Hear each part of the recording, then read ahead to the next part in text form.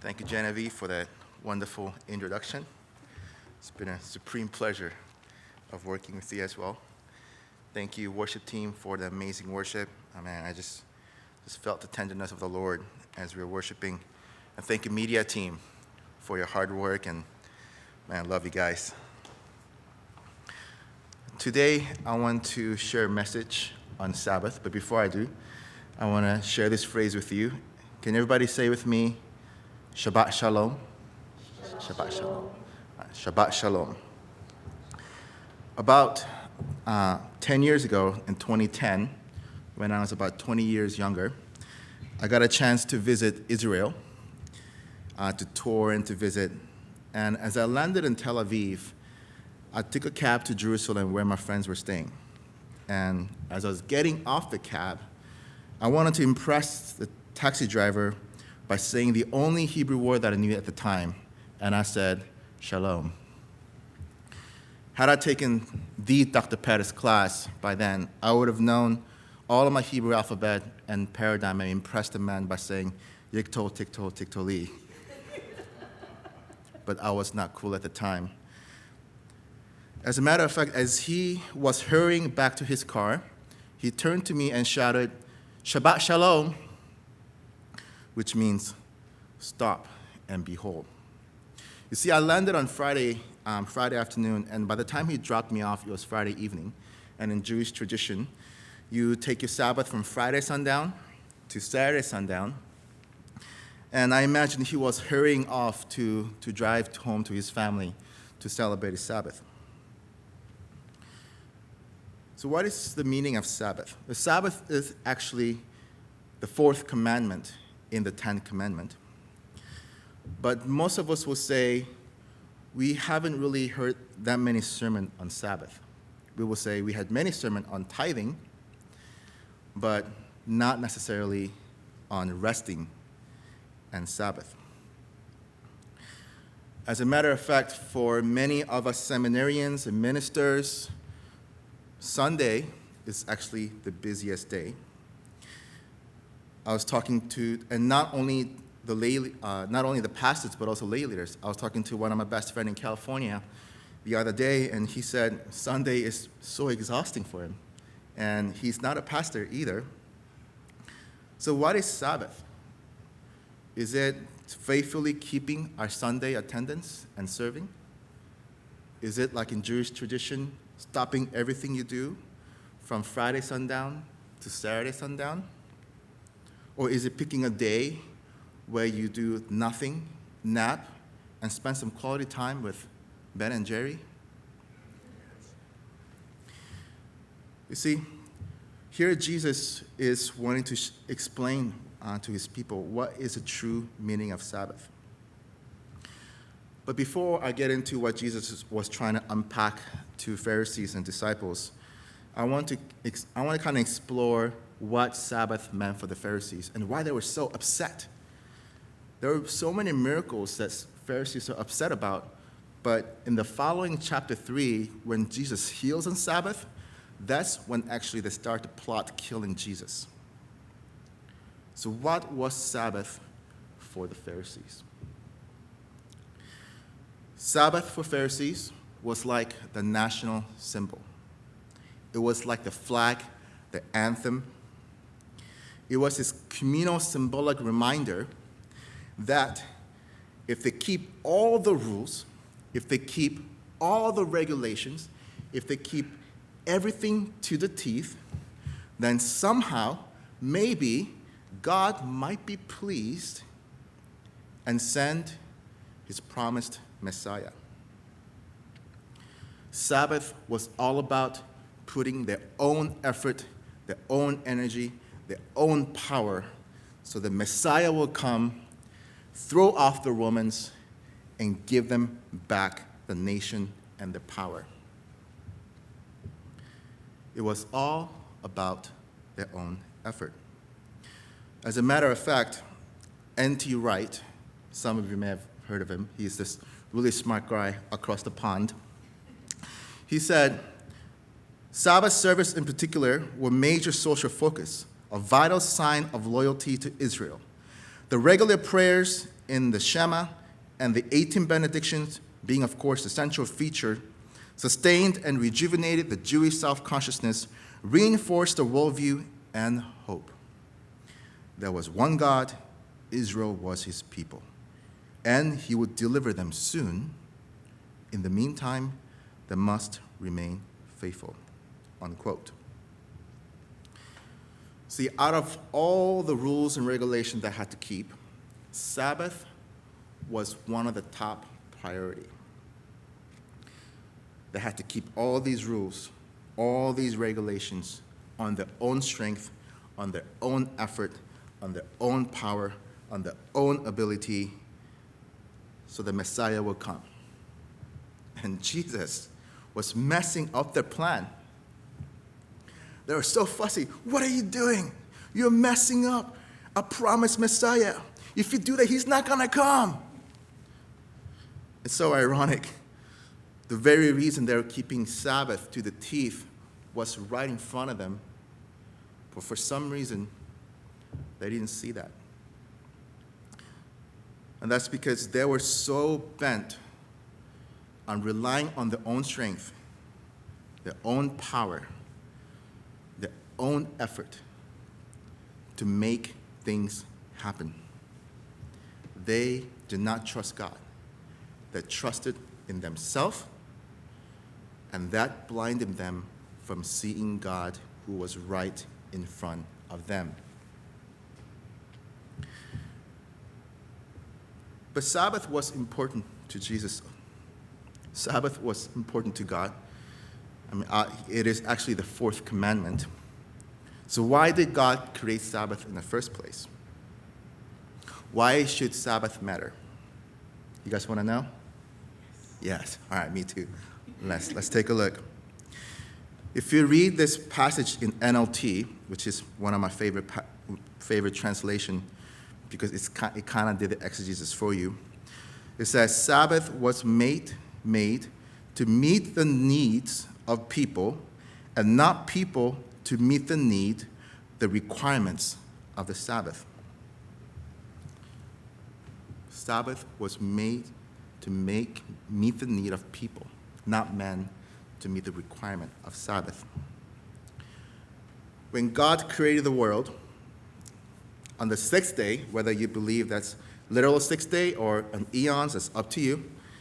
On the sixth day, God formed and shaped and breathed into Adam.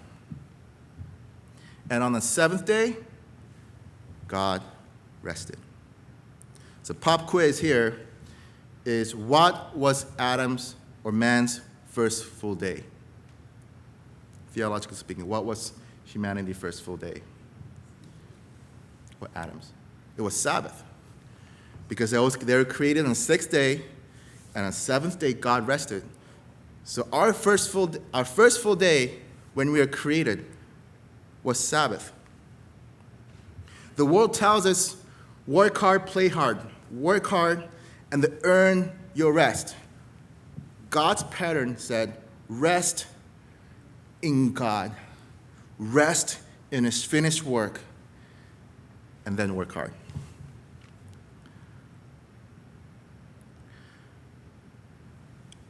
And in the book of Exodus, God reintroduced Sabbath as one of the commandments. Israelites, his people, have been enslaved in Egypt for 400 years, and as God takes them out, God introduced them Sabbath. For 400 years, if you can imagine, people's worth, identity, and values have been defined, but if you can imagine how many bricks they produced. So if you didn't produce enough bricks for the week, you and your family might not get to eat. And God was saying, that is not what I want in our relationship. You don't work for me. You belong to me. I provide for you. So he brings manna for 40 years in the desert. And on the sixth day, he provides double portion so that they don't have to go out on the seventh day, to continue to break the cycle of striving. Let's imagine for a moment. Every morning, we wake up, and we all go out to the great field, 6 feet apart, of course, and there it is, white rolls of toilet paper.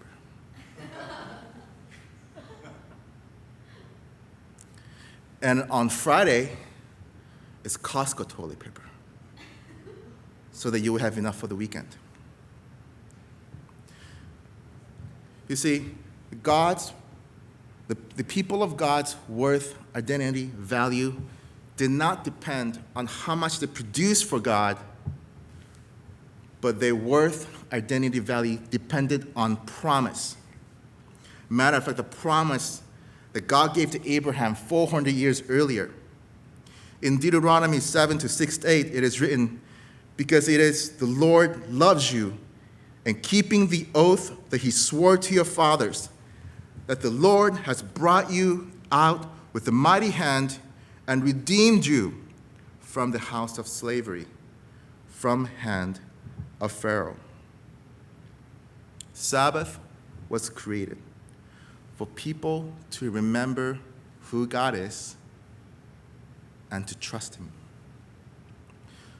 A lot of us believe, I usually don't have struggle believing in God's ability, but a lot of times I have struggle believing in God's intentions. You see, Israel saw the pillar of cloud by day, pillar of fire by night. They saw the Red Sea splitting. They saw water coming out of the rock. Yet, they would go back again and again to Moses and say, why did God bring us out here to die? They have enough witnesses of God's power, but I wonder if they ever believed in God's good intention for his people. Yes, we must be a good steward. We must be hard workers. We must continue to steward our talent, our resources, our responsibilities well. But do we work hard? Do we always try so hard? Because at the end of the day, if we don't work hard enough, if we don't do enough, then maybe, just maybe, God might not show up.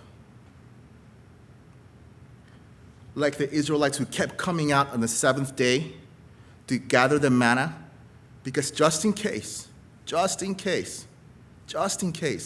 God didn't show up tomorrow.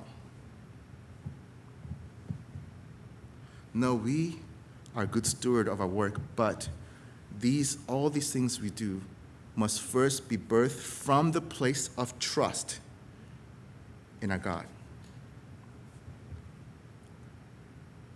As a matter of fact, when Joshua went to the promised land after the 40 years, and when they took over the land, the victory was not on Joshua's great abilities. It was not because they called the Avengers.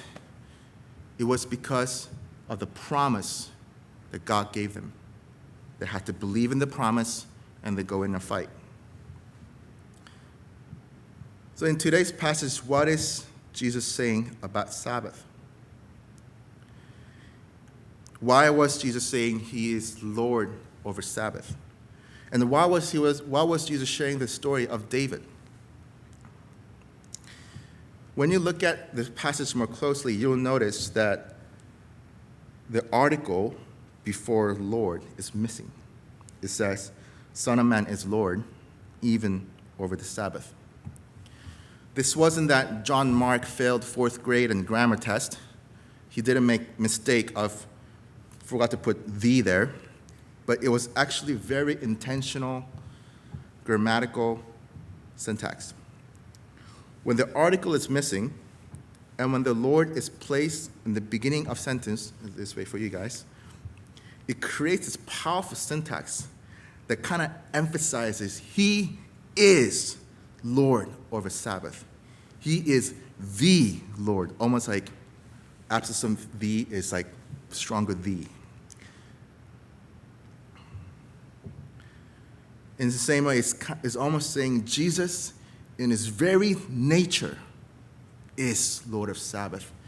And since Mark couldn't videotape this scene, he only had grammar, so he used his grammar to kind of do the drop mic moment.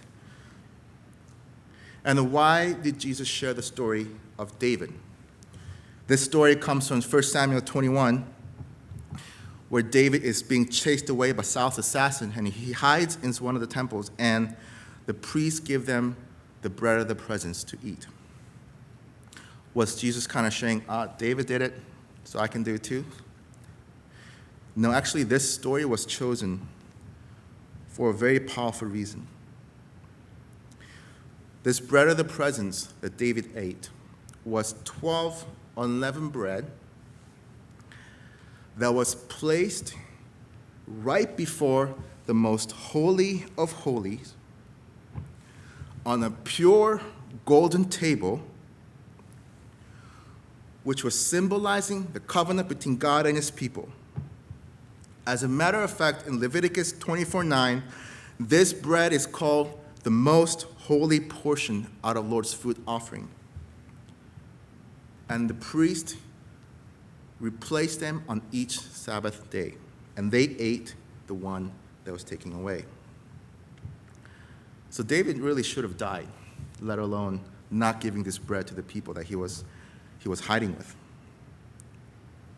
Why was Jesus sharing this story? You see, this story was a symbolic act of the righteous branch that's coming out of his line, who will offer the bread of life to his people. This was the foreshadow of coming Messiah, the good shepherd, who would tear down the separation between God and his people, to offer his broken body, the holy, most holy portion, the bread of life that will break, and will offer to those who believe in him, so that they may never again be separated from God again. Sabbath was created to place a trust in finished work of the cross. Sabbath was created to remind us who Jesus is,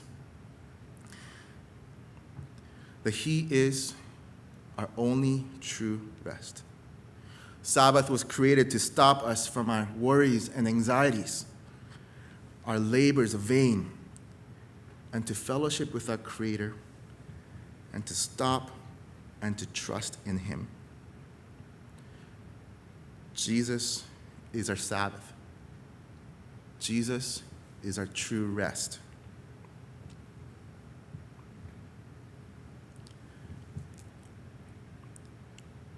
Many of us are facing some of the greatest challenge today. We're facing this challenge as a community, as a nation, as the world. Many of our lives are greatly interrupted. Our routines are out the windows. Our goals and visions that we may have had are now on indefinite pause. And some of us are actually in dire situations, physically, emotionally, mentally, and financially. As we are shifting everything online, I know some of our students and faculty are struggling. Some of us are losing our jobs and not know how we're going to pay next month's rent and put food on the table. Some of us have weak immune system that are vulnerable and have been stuck at home for weeks, not knowing if the virus will get us. And some of us have family members that are vulnerable and not knowing how we can help, especially if they live far away. Many of us are struggling with loneliness and there's just pain of isolation, not having genuine interaction with people. Some of us parents are on the verge of losing our mind as we are homeschooling, making lunch, cleaning, Zooming, and studying all at the same time. And in this time like these, Jesus is reminding us to lay down our burdens, our anxieties, not to trust in our own strength, not to trust in our own abilities to make ourselves, to save ourselves, but to trust in his intentions. He's inviting us to believe that he really is sitting at the right hand of the Father right now, interceding, especially for those who are groaning too deep for words. He's inviting us to believe that Spirit is interceding for us according to the will of God, and that he works all things for good for those who believe in him, for those who love him, for those who are called by him. He's inviting us to believe, to really believe. This word of God that we say is inerrant, inspired, and God-breathed. If it says that if God is for us, who can be against us? And even if we are facing trouble that is beyond our control, we are more than conquerors through Christ who loves us. Jesus is Lord. Jesus is our true Sabbath. Jesus is our true rest. Sabbath was created to meet the need of the people. It was created to remind us to place our trust in Jesus. We say, Shabbat Shalom. Can you say it again? Shabbat Shalom. Shabbat Shalom, Kola. Shabbat Shalom, Grace. Genevieve. To stop and be whole. To stop our worries and be whole in Jesus.